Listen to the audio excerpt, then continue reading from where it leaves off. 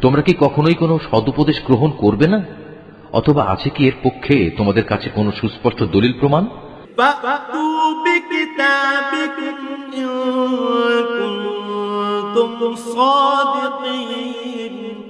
থাকলে তোমরা তোমাদের সে কিতাব নিয়ে এসো, যদি তোমরা সত্যবাদী হও।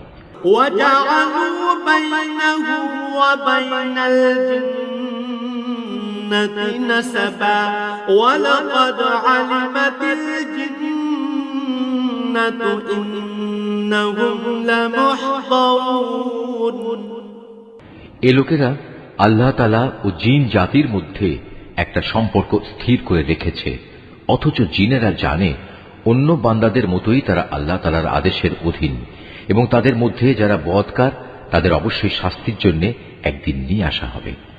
সুবহানাল্লাহি